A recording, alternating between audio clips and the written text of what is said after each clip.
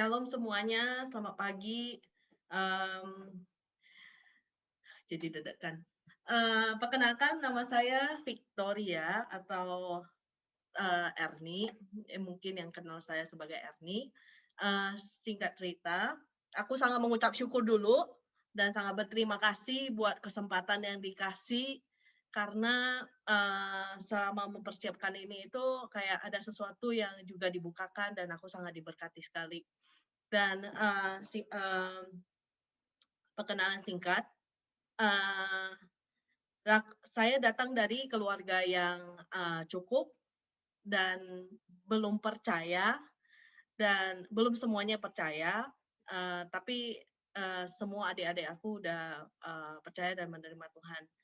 Dan, aku percaya, setiap kita itu pasti mempunyai mimpi-mimpi yang kita ingin semua mimpi itu digenapi waktu pas kecil. Kalau misalnya ditanya, mimpinya pengen apa atau mau jadi apa, pasti banyak mimpi-mimpi yang di dalam hati setiap kita.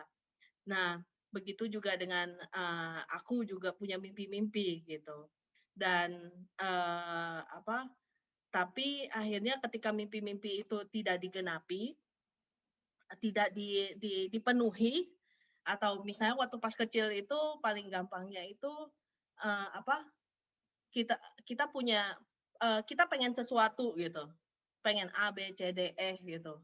Kalau tidak digenapi oleh atau tidak dipenuhi oleh orang tua, kalau waktu itu aku, tidak dipenuhi oleh papa aku, jadinya berakhir jadi kecewa dan tanpa sadar itu menyebabkan dan membentuk, saya itu kalau untuk mendapatkan sesuatu itu harus berusaha dan ternyata seiring perjalanan waktu akhirnya, sekitar 12 tahun lalu saya menerima Tuhan sebagai, juru selamat dan ternyata itu menjadi dampak yang, aku nggak bisa terima kasihnya Tuhan, yang Tuhan mau curahkan, ke aku gitu dan aku merasa kayak, "Aduh kenapa sih, harus pakai cara begini untuk supaya aku diberkati?" Gitu. Aku nggak bisa menerima, kasih yang orang mau kasih ke saya gitu, yang Tuhan pakai mereka gitu. Itu menjadi struggle aku yang lumayan lama gitu, untuk bisa menerima kasih Tuhan. Sampai sekitar 2013 saya mulai dibukain tentang pewahyuan bahwa Tuhan adalah Bapa dan, aku tuh anak gitu. Nah, di masa-masa itu justru, eee, kehidupan aku itu, sangat di bawah sekali dan, eee, banyak kekhawatiran dalam hidup aku itu, eee banyak kekhawatiran gitu, banyak yang aku takuti A, B, C, D, E gitu. Tapi di saat yang bersamaan juga dibukain tentang pewahyuan bahwa Tuhan adalah Bapa. Nah, waktu pas dibukain tentang ini itu, aku tuh doa ada bilang sama Tuhan gitu, "Tuhan kalau memang Engkau adalah Bapa dan aku percaya bahwa firman-Mu hidup dan nyata, dan aku nggak mau cuma mendengar dari orang lain bahwa Tuhan adalah Bapa, tapi aku mau mengalaminya sendiri." Dan akhirnya seiring waktu dan aku mulai mengalami tuh, dan mulai belajar juga untuk menerima kasihnya Tuhan. Dengan segala bentuk dan segala cara, bukan cara pandang aku, Tuhan mau mengasihi aku harus dengan cara A gitu. Tapi belajar untuk embrace apa yang Tuhan kasih dengan cara-caranya dia yang unik. Nah, eee, seiring waktu setelah mengenal Tuhan adalah Bapa, hati saya, kehidupan saya mulai pelan-pelan dipulihkan sama Tuhan, ketika aku menempatkan posisi saya sebagai anak. Dan pandangan aku yang tadinya kecewa sama papa aku juga mulai berubah, mulai dipulihkan.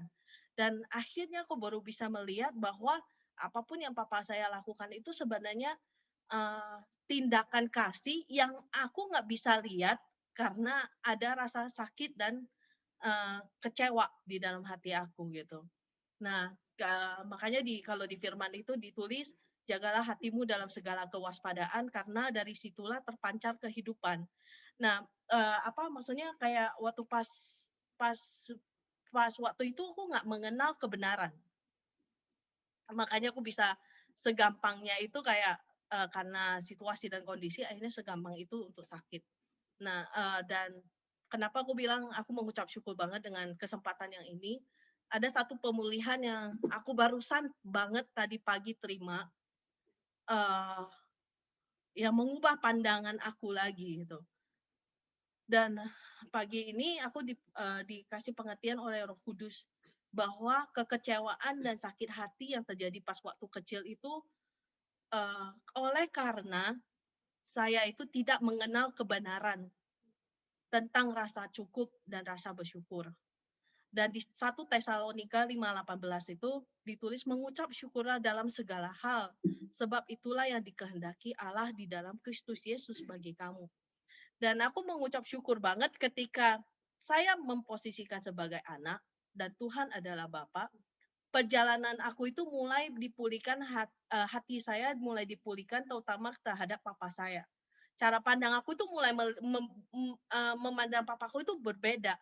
Karena sebagai anak kecil waktu pas kita masa sekolah itu segampangnya kita itu membandingkan keluarga kita dengan keluarga orang lain. Dan membandingkan papa orang lain dengan papanya kita. Karena kita punya ekspektasi A, B, C, D, E. Dan aku benar-benar karena perjalanan dengan Tuhan, Tuhan adalah Bapa dan aku adalah anak, itu memulihkan semuanya, hati aku dipulihkan. Itu sih yang perjalanan aku sebagai seperti tema hari ini, Daughter of God. Itu aja. Terima kasih buat kesempatannya. Aku kembalikan kepada Noni Pratama. Yes, thank you Victor. Sesuai dengan namanya Victoria, Victory, terus Victory. Amin, keren banget. Jadi kasih Amin, Bapak Non. membuat Victor merasa lengkap. Thank you banget Victor, keren, keren. Oke, kita mau mendengarkan yang lebih seru juga ya kan? Ya, siapa berikutnya? Mari kita panggil Ladriska. Silakan Ladriska. Thank you. Oke, selamat pagi semuanya. Terima kasih untuk kesempatannya aku boleh share pagi ini. Oke, sebelum aku cerita tentang sedikit apa yang aku alami dalam perjalanan aku bersama dengan Tuhan, aku sedikit cerita tentang background aku ya. Aku dibesarkan dari keluarga Kristen, dan jadi dari kecil itu aku udah udah jadi Kristen gitu. Secara KTP jadi udah Kristen gitu. Dari kecil aku udah biasa sama sekolah minggu dengan kegiatan-kegiatan dan aktivitas rohani di gereja gitu. Dan sampai remaja aku juga cukup aktif di pelayanan gereja gitu. Tapi ini yang aku sadarin gitu ya sekarang, bahwa pengenalan kita akan Tuhan sebagai Bapa yang baik itu nggak ditentukan dari seberapa lama kita jadi orang Kristen. Tapi pengalaman kita mengenal Tuhan sebagai Bapa yang baik itu ditentukan dari seberapa jauh kita mau membuka hati kita untuk mengizinkan Tuhan memenuhi hati kita itu dengan kasih-Nya. Nah, dari pengalaman aku, apa yang Tuhan kerjakan dalam hidup aku ngalamin semakin aku membuka hati aku untuk menerima kasih-Nya Tuhan di dalam segala situasi, semakin kasih-Nya itu nyata gitu di dalam hidup aku. Nah, sebenarnya kalau kita mau ngomongin tentang kebaikan Tuhan, kesetiaan Tuhan itu nggak akan pernah habis gitu. Dan pagi ini mungkin aku akan menceritakan gimana di tengah pandemi gitu ya, sampai saat ini gitu. Ini ceritanya tahun lalu, di tengah pandemi Tuhan tuh menuntun aku melakukan hal yang belum pernah aku lakuin gitu sebelumnya. Aku udah sempat share sedikit gitu, mungkin di Women's Talk kalau nggak salah ya, waktu aku share tentang kondisinya aku alamin di bulan Maret tahun lalu. Aku akan cerita sedikit lagi. Jadi berawal dari pertengahan bulan Maret, itu mamaku mengalami satu kondisi kesehatan yang kurang baik, dan setelah dirawat di rumah sakit dan dilakukan beberapa pemeriksaan kesehatan, mamaku dan aku sendiri harus isolasi mandiri di rumah saat itu. Nah, situasinya tahun lalu itu tahun 2020 Maret ya, pertengahan itu baru awal-awal pandemi. Jadi kita masih sangat minim informasi. Belum ada panduan seperti sekarang, kayak kita harus gimana gitu. Mungkin kalau saudara-saudara ingat juga, itu situasinya cukup panik karena belum pernah kita ngalamin situasi seperti itu gitu. Nah, saat itu yang kita tahu, yang aku tahu, aku isolasi mandiri di rumah tuh ya udah pakai masker di rumah, berjemur, minum vitamin gitu. Dan waktu aku karantina mandiri di rumah, ada seorang teman aku yang WhatsApp gitu, nanyain kabar. Kita WhatsApp-an saat itu dan sempat sharing-sharing dan dia sempat bilang, gimana kalau lagi pandemi gini kita semua harus ada di rumah, baik yang harus isolasi sama yang memang orang nggak boleh keluar rumah kan karena PSBB saat itu. Temen aku bilang, gimana kalau kita berkarya aja yuk gitu. Dan saya sempat bilang, oh boleh deh karena aku juga suka nulis gitu. Jadi siapa tahu aja nanti tulisan aku bisa dibuatin jadi lagu gitu. Dan kebetulan temen aku ini juga musisi, jadi dia ngerti gimana caranya untuk bikin sebuah lagu. Terus aku bilang, oh yaudah deh nanti kalau ada tulisan aku kirim gitu ya. Singkat cerita, setelah berapa bulan ya, kira-kira itu bulan Maret, bulan April gitu ya kayaknya. Saya menulis lirik yang aku kasih judul itu Merayakan Benih. Nah, di dalam proses lagu Merayakan Benih ini aku benar-benar ngelihat bagaimana Tuhan itu menuntun aku yang nggak pernah bikin lagu gitu. Tuhan mempertemukan aku dengan beberapa orang, baik yang terlibat secara langsung sampai yang nggak terlibat gitu. Mungkin yang nggak terlibat secara langsung ada Adria nih, karena aku waktu itu cukup banyak nanya sama dia gimana sebenarnya karena Adria lebih tahu gimana untuk bikin sebuah musik. Nah, dari mulai proses lagu ini, proses bikin lagu nada-nadanya sampai akhirnya salah satu teman aku juga yang menyanyikan lagu ini gitu. Kebetulan dia memang penyanyi gitu ya, penyanyi yang maksudnya memang pekerjaannya sebagai penyanyi gitu. Dan namanya Gaby gitu. Nah, di saat proses lagunya itu hampir selesai, dari mulai rekaman, mixing sampai mastering itu kira-kira awal Desember. Nah, Gaby yang nyanyiin lagunya itu bilang gitu sama saya kalau kita harus menentukan tanggal rilis lagu itu gitu. Dan saya bilang terserah sih mau hari apa aja bebas gitu, mau sebelum Natal, pada saat itu sebelum Natal atau sesudah Natal. Nah, tapi ternyata beberapa hari setelah saya menentukan dan bilang sama Gaby kalau terserah aja mau hari apa, saya nggak ada reference apa-apa gitu. Ternyata ada satu kejadian yang saya nggak bisa cerita detail di sini karena itu agak panjang, yang akhirnya membuat saya memilih tanggal 23 Desember 2020 sebagai tanggal resmi rilis lagu Merayakan Benih. Karena kalau kita mau rilis lagu itu biasanya di Spotify atau di beberapa, misalnya kayak di Apple Music, itu kita harus masukin tanggal berapa kita mau secara resmi ngeluarin lagu itu. Nah, kenapa sih saya pilih tanggal 23 Desember 2020? Karena semoga saya nggak nangis ya. Karena ternyata lagu yang saya tulis itu menghubungkan saya sama sebuah kejadian yang terjadi di tahun 2005. Lagu ini benar-benar saya nggak nyangka banget kalau lagu ini secara ajaib menyampaikan suatu pesan gitu untuk saya sendiri gitu. Sebelumnya saya pikir ini lagu yang saya tulis cuma ya karena di tengah pandemi gitu dan lirik-liriknya menggambarkan situasi yang saya rasain gitu waktu di isolasi di rumah gitu ya. Dan lagu ini mungkin ya bicara secara pribadi gitu buat saya. Nah, kenapa sih tanggal 23 Desember 2005 gitu ya. Nah, jadi tanggal 23 Desember 2005 adalah hari di mana papa saya itu meninggal gitu. Dan sejak hari itu, sejak tanggal 23 Desember 2005, setiap kali mau Natal, saya itu perasaannya galau, antara senang sama sedih gitu. Karena seperti kita tahu kalau menjelang Natal, biasanya kita akan penuh sukacita gitu. Ya di mall penuh aksesoris Natal, pokoknya suasananya tuh joyful gitu ya. Nah, tapi di tengah joyful itu saya selalu ada sisi lain di hati saya yang saya itu nggak pernah lupa kalau saya punya pengalaman. Saya bilangnya Nightmare Before Christmas gitu. Kalau di sini ada yang tahu itu film kartun, Nightmare Before Christmas itu buat saya real gitu, bukan cuma sekedar film kartun aja gitu. Karena di tahun 2005 itu saya melewati malam Natal itu di pemakaman gitu ya untuk melepas kepergian ayah saya. Dan sejak itu setiap tahun kalau mau Natal tuh seperti ada yang something missing gitu, something yang kayaknya seperti ada yang hilang. Nah, tapi di tahun 2020 kemarin Tuhan seperti ingin memberitahu sama saya kalau this year there is a different story nih, Driska. 23 Desember 2020 lirik yang saya tulis tadi dengan judul Merayakan Benih itu akhirnya puji Tuhan bisa keluar, bisa didengar sama orang lain gitu. Dan lucunya Tuhan itu keren banget gitu.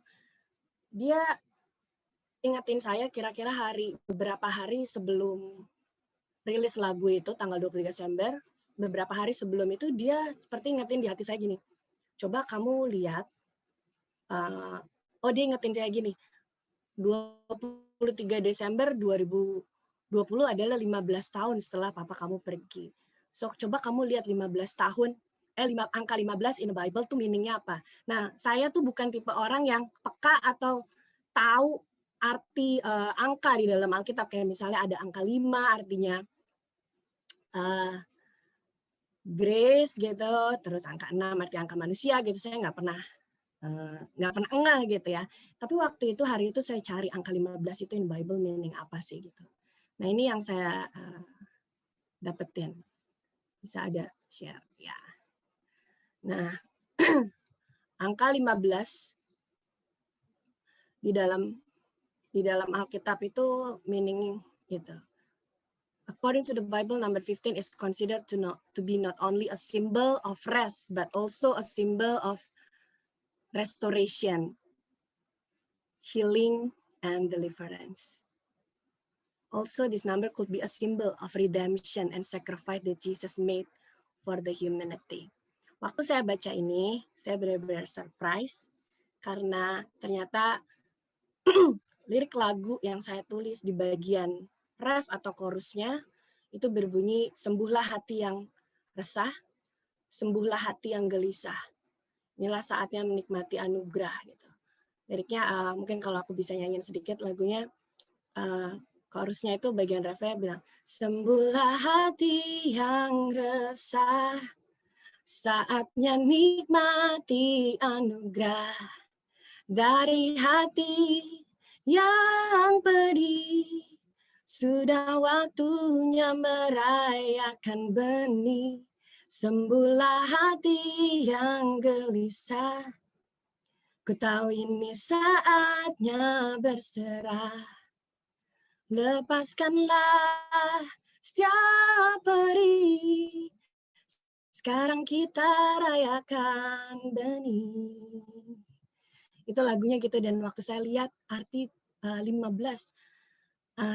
di Alkitab gitu ya, bahwa itu bicara tentang healing and deliverance, itu saya benar-benar speechless karena saya waktu nulis lagu itu benar-benar ya cuma nulis aja gitu, saya nggak pernah kepikiran ini tentang cerita 15 tahun yang lalu, 23 Desember itu bla bla bla, itu saya nggak pernah kebayang. Itu benar-benar saya tulis cuma ya nulis aja gitu, menggambarkan situasi pada saat itu, pada bulan Maret 2020 gitu.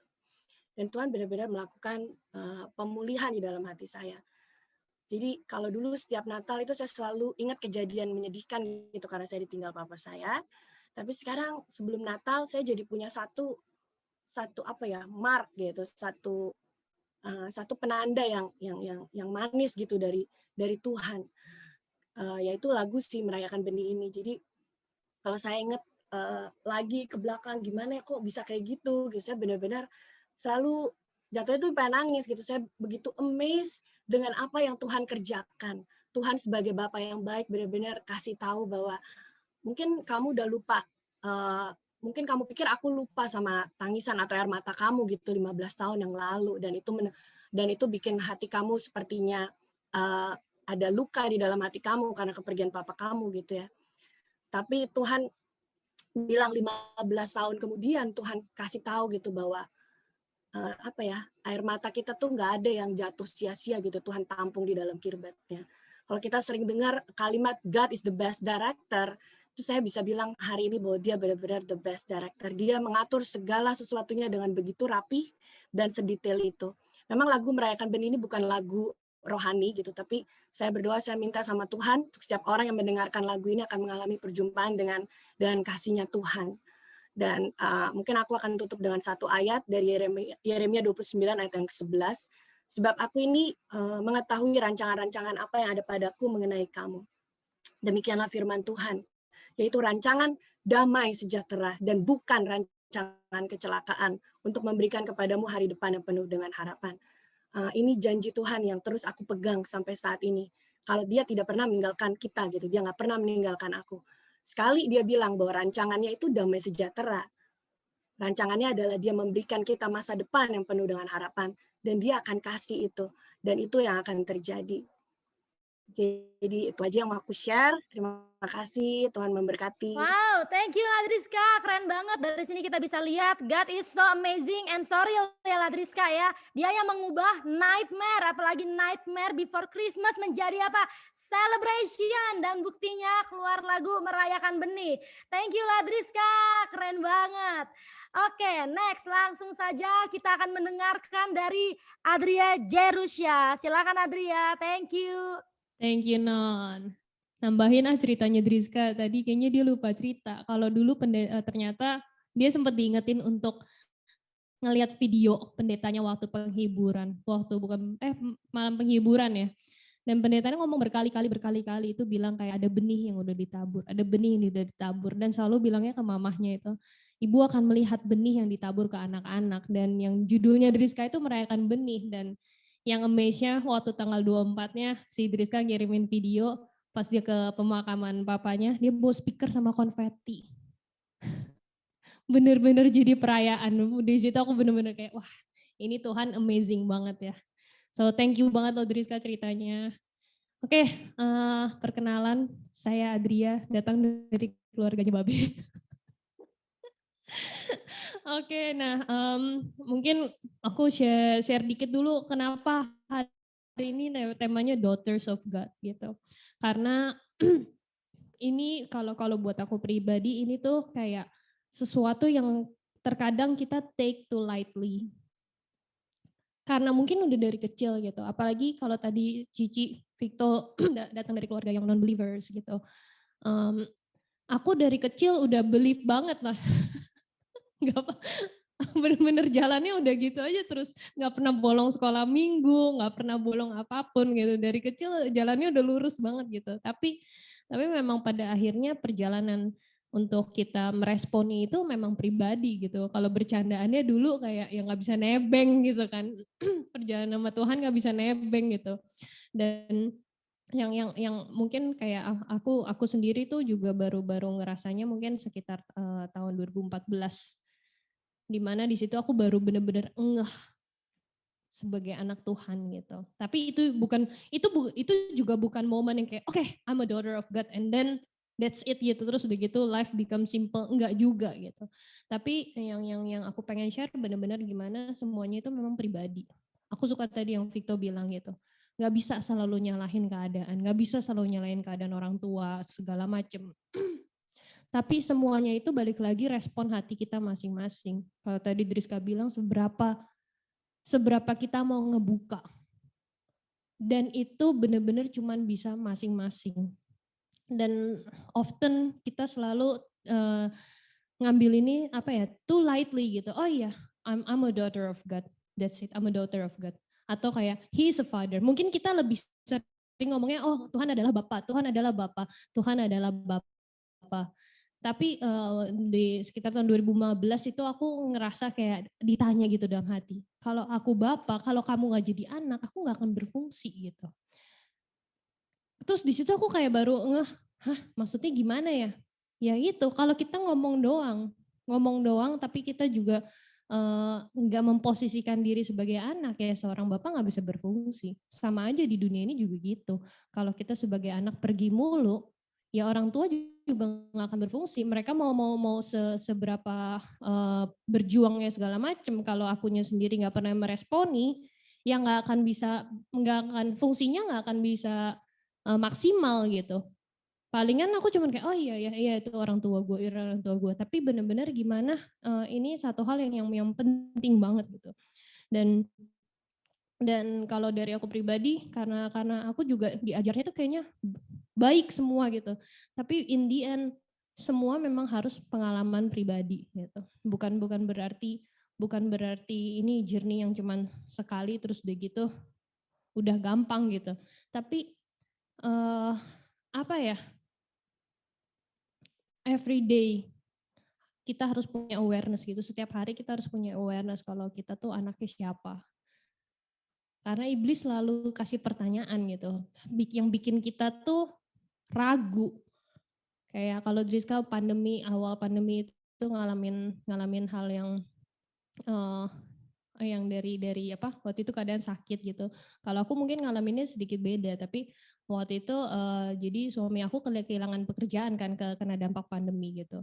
Wah di situ langsung, kalau gue Driska larut kemelut tuh bener-bener kayak aduh, di ujung rasa kayak aduh bingung banget gitu. Terus udah gitu sampai kayak 2 hari nggak bisa tidur, terus udah gitu kayak, tapi at the end gitu, nah ini yang buat aku kayak pursue the truth.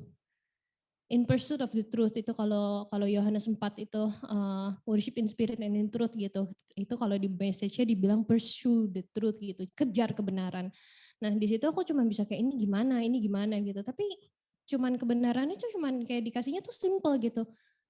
Kan maksudnya sesimpel kayak, tapi kan kamu aman. Cuma sesimpel gitu padahal belum ada solusi. Itu tuh langsung kayak just oke, udah kayak langsung tiba-tiba oke, iya gitu. Padahal kayak aku ngerasa belum ada solusi gitu. Dan waktu itu lucunya tuh aku memang masih nyicil mobil kan. Terus gitu, aduh cicilan masih ada nih gimana-gimana. Padahal maksudnya tapi kan aman gitu kan. Oh iya ya, apa yang mau ditakutin gitu. Nah terus udah gitu backtrack sedikit ke tahun 2014 sebelum aku pulang dari Australia itu aku pengen banget ngambil S2 untuk music for kids therapy anak-anak. Dan aku sih pengen banget ya tuh bisa ngambil riset yang buat anak autis. Tapi habis itu karena satu dan lain hal nggak bisa dan terlalu mahal banget, terus aku pulang. Terus aku pikir waktu di tahun 2014 itu, waktu aku pulang aku mikir kayak oh ya udah ini mimpi saya doang gitu. Terus kayak ya udah Tuhan aku ngikut aja gitu. Di awal perjalanan aku lah untuk menyadari aku ini anak gitu.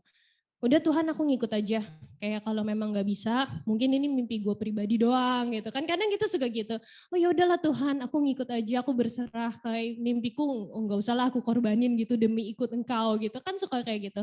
Aku pulang 2014 terus aku lama banget nggak bikin musik, udah bener 2014 sampai 16 sempat aktif dikit, terus dari 2016 sampai 20 tuh udah nggak pernah sama sekali, udah stop.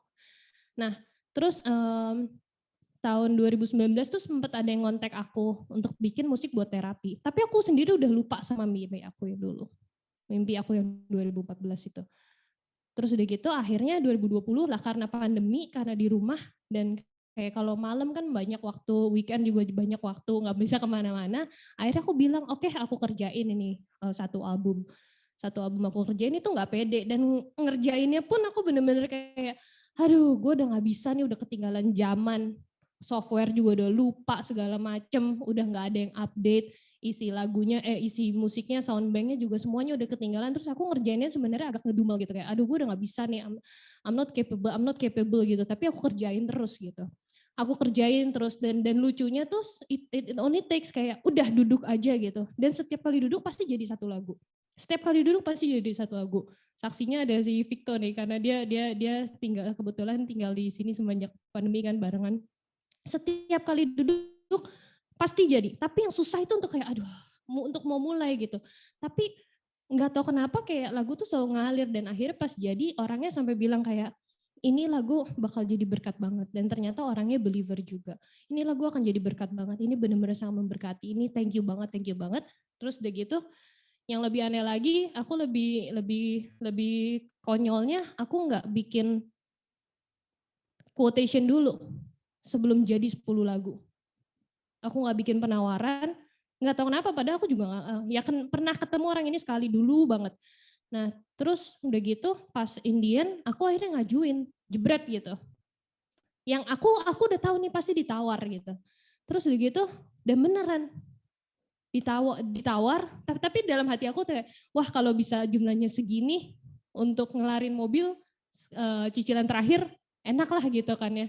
Sama waktu itu aku beli keyboard juga karena udah lama banget keyboard aku kan, karena aku udah vakum lama.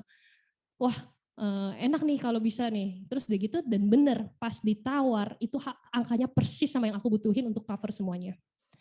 Bener-bener persis, dan pas selesai itu kayak Tuhan cuma ingetinnya tuh satu gitu. Aku tuh nggak pernah lupa sama mimpi. Dan terkadang kita tuh terlalu sibuk untuk kayak ngeliatin nggak enaknya gitu. Padahal kalau aku maksudnya ngeliatin pas ngerjain itu kayak kan harapannya kalau kita punya mimpi terus Tuhan kayak kasih gitu, harapannya tuh kayak kita ngerjain itu udah kayak bener-bener kayak wah I'm in my zone gitu, nggak ada yang bisa distract gitu, nggak akan ada yang bisa ganggu gitu. Tapi waktu itu aku ngerasa, kenapa waktu itu gue ngejalanin ini sambil ngedumel ya perasaannya gitu, tapi Roh Kudus tuh tetap nuntun gitu. Jadi satu hal yang aku percaya gitu, sama satu kejadian lah pernah dulu satu hal yang aku percaya adalah walaupun keadaan hati kita tuh kayaknya nggak enak, tapi itu bukan berarti roh kita tuh nggak connected sama Tuhan. Itu satu hal yang aku pegang. Kadang kita ngejalanin tuh galau, apalagi aku musisi, aku seniman yang memang terkenal kalau seniman itu kan moody. Tapi satu hal yang aku pengen bagiin, aku pengen share, yang namanya anak itu adalah udah menjadi identitas. Itu nggak akan pernah berubah. Perasaan kita akan selalu berubah. Tapi yang namanya roh kita di dalam itu selalu connected sama Tuhan, dan cuman itu kebenaran yang harus kita pegang sih, gitu aja. Thank you Non. Wow, thank you Adria. Nah, untuk sister saya yang satu ini, saya tuh selalu bilang sama dia, gila kalau gue ngelihat perjalanan hidup lu dan apa yang lu lakuin, itu bener-bener open my eyes untuk melihat God yang amazing, yang bisa kerja di dalam kita semua dan tanpa batas. Kenapa? Karena dia bisa semuanya. Dari bikin lagu, produksi lagu, ya kan? Dari melayani Tuhan, main musik, gunting rambut, bikin kue, semuanya bisa dan hasilnya wow banget. Dan benar-benar saya melihat, wow, God is so amazing. Oke, thank you Victor, Adriska, dan Adria. Sekarang giliran saya akan menceritakan singkat perjalanan saya bersama Tuhan sampai saya bisa mengatakan, wow, God is so real. Oke, pertama-tama saya bertumbuh di dalam keluarga broken home di mana tidak utuh. Dan semuanya itu terjadi ketika saya berusia 5 tahun. Nah, pertama-tama saya tidak mengerti. Kenapa? Karena juga namanya anak-anak. Cuma yang saya bingung, kenapa sih pisah rumah gitu kan. Setelah itu saya sudah menjadi Kristen sejak kecil. Seperti anak-anak muda pada umumnya, seperti Ladriska juga, seperti Adria. Saya pergi rajin ke sekolah minggu, tiap minggu gak pernah absen. Terus masuk ke sekolah Kristen, bahkan pelajaran agama, hafal pelajaran agama, aku paling suka ya kan, sampai dapat agama nilainya itu bagus karena hafal semua histori-histori. Nah, tetapi ketika saya beranjak dewasa di dalam situasi broken home itu, saya tuh kadang bingung. Kenapa? Karena ada kekhawatiran yang gak jelas, terutama pada saat misalnya ada ulang tahun, ambil rapot, acara di mana orang tua itu terlibat gitu. Dan itu keresahan itu tuh tiap kali muncul. Jadi bukannya happy kalau mau ulang tahun, kalau mau ambil rapot, tapi resah gitu.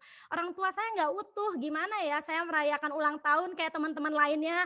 Karena saya melihat teman-teman lain tuh ada orang tua yang utuh. Nah pada saat itu karena saya belum tahu kebenaran yang ada, jadi saya cuma taunya kekristenan cuma sebatas status. Kayak ke gereja tiap minggu, absen sama Tuhan. Nah saya pikir tuh Tuhan sudah senang dengan itu. Bahkan pelajaran agama dapat bagus, itu sekedar nilai. Dan tahu itu semua hanya menjadi sebuah pelajaran histori, ya kan, kayak pelajaran sejarah agama. Tetapi di dalam saya saya tetap berasa keep questioning. Tanya Tuhan, kenapa begini dan begitu. Bahkan saya pernah sampai tanya ya, apakah Tuhan itu real? Tuhan nggak kelihatan, apakah Tuhan nyata? Karena saya khawatir dengan masa depan saya sering bertanya, nanti masa depan saya kayak gimana? Nah, pada saat itu saya merasakan kekristenan hanya sebatas teori, tidak memberikan efek jawaban apa-apa di dalam hidup saya. Lalu singkat cerita, saya harus meneruskan studi saya di Singapura. Nah, itu di usia remaja ya, karena saya pikir, wah saya sudah remaja nih, saya ke Singapura mau eksplor dunia. Jadi karena saya mau eksplor dunia dengan kebenaran yang saya pikir sendiri, maka saya melakukan apa yang dunia coba tawarkan, di mana itu semua tidak sesuai dengan kebenaran firman Tuhan, tidak sesuai dengan kebenaran. Saya berpikir kayak gini, yang penting hidup kita menjadi Kristen harus balance. Abu-abu it's okay. Setor muka sama Tuhan seminggu sekali ke gereja, udah cukup absenan, pokoknya Tuhan udah seneng deh kita sebagai orang Kristen, ya kan? Bahkan orang-orang, teman-teman yang baik, yang terdekat gitu, suka kasih saya nasihat gitu kan, leader-leader gereja, saya bisa sautin balik, kenapa harus begini dan kenapa harus kayak begitu? Karena saya tidak terima, saya pikir, yang penting kan saya tidak merugikan siapa-siapa gitu loh, saya mau eksplor dunia saya sendiri. Nah, sampai satu titik ada namanya titik kosong, saya merasa kosong. Saya merasa gini, lah masa hidup saya cuma diisi kayak begini doang, have fun kayak begini doang, mau sampai kapan? Nah benar, di tahun 2010 benar-benar saya mengalami Yohanes 15 ayat yang ke-16.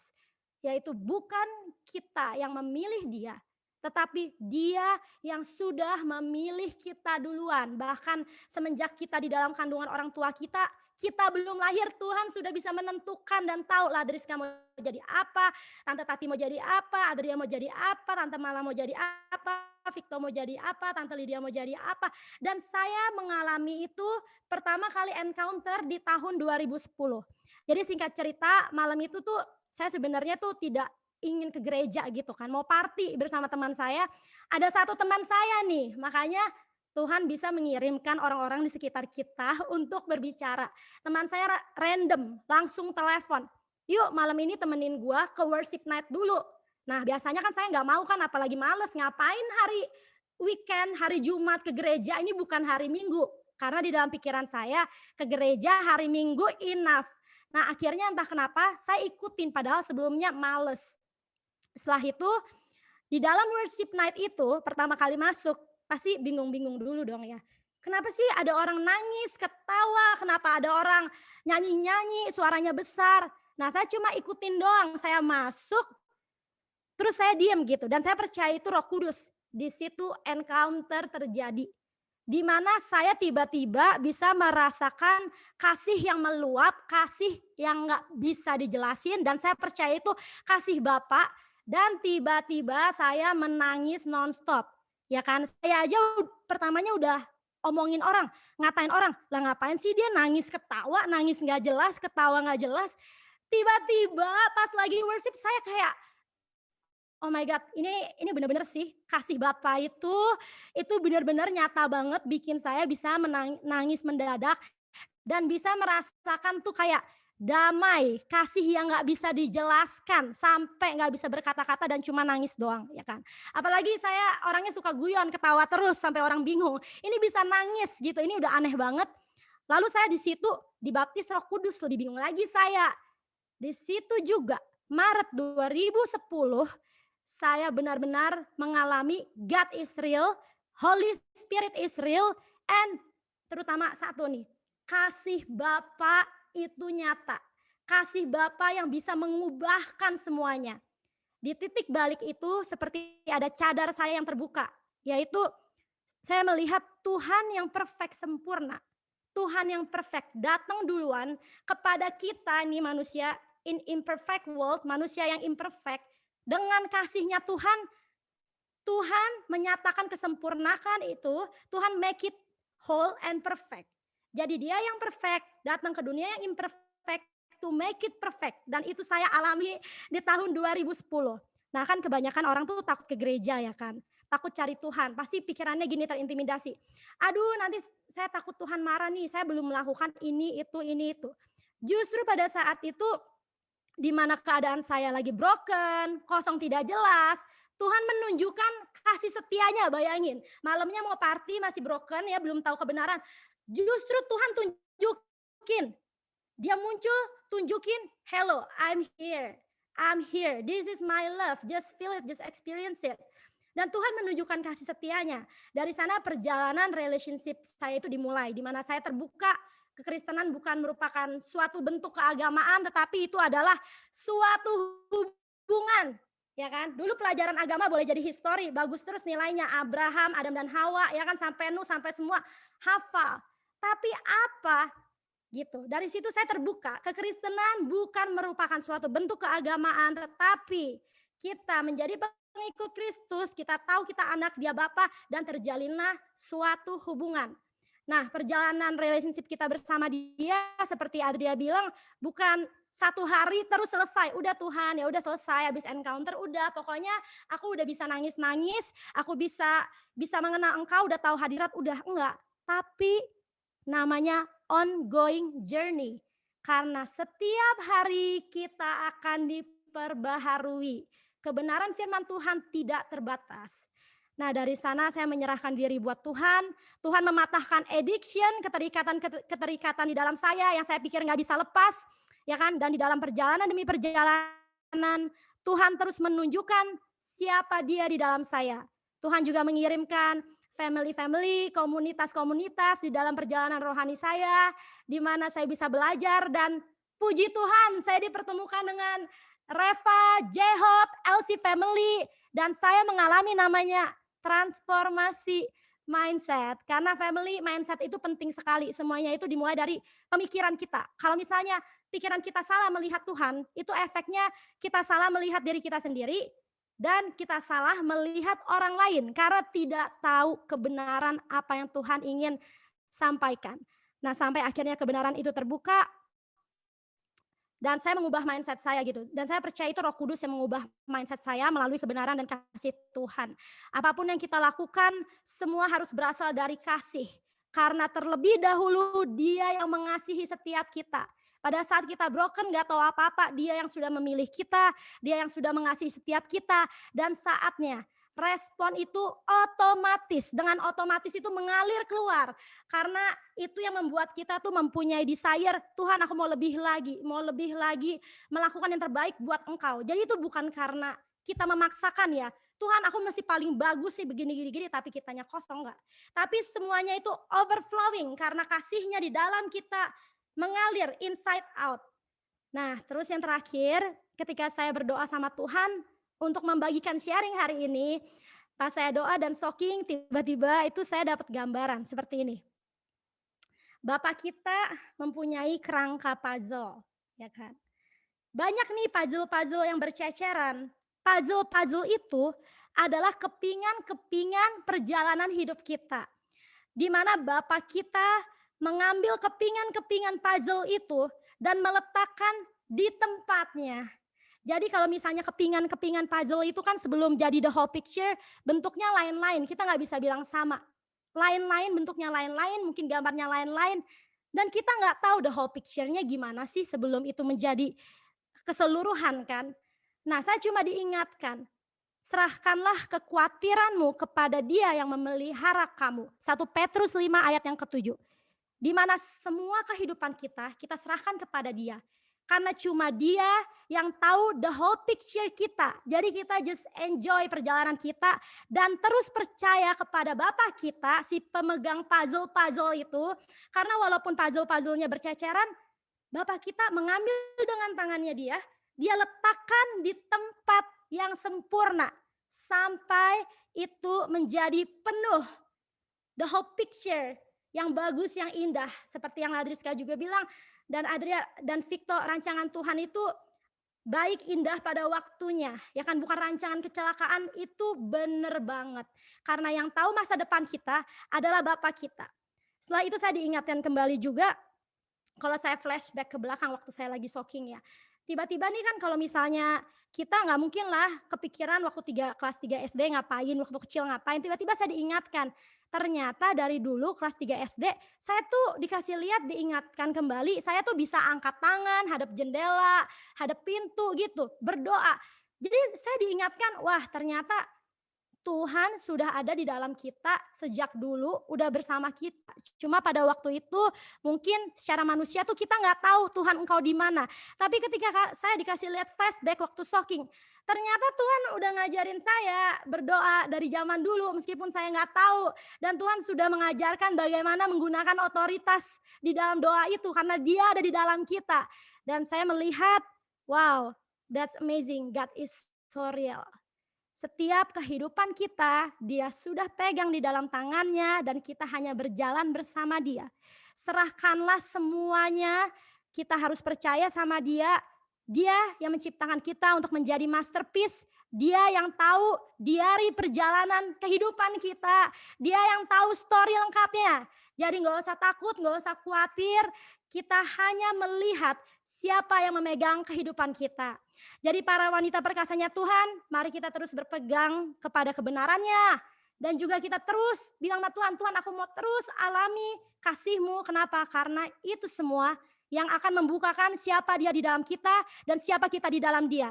Dan kita bukan lagi melihat diri kita itu sebagai victim atau sebagai korban atau kata Victor menyalahkan orang. Tapi apa? Kita bisa lihat sendiri bagaimana Tuhan menjadikan kita lebih dari pemenang dan dia membawa kita berjalan dari kemenangan sampai kemenangan. Bukan lagi mulai sekarang stay, tetap percaya sama Tuhan, say no, mengatakan diri kita victim, tapi kita adalah masterpiece-nya. Oke, terima kasih semuanya.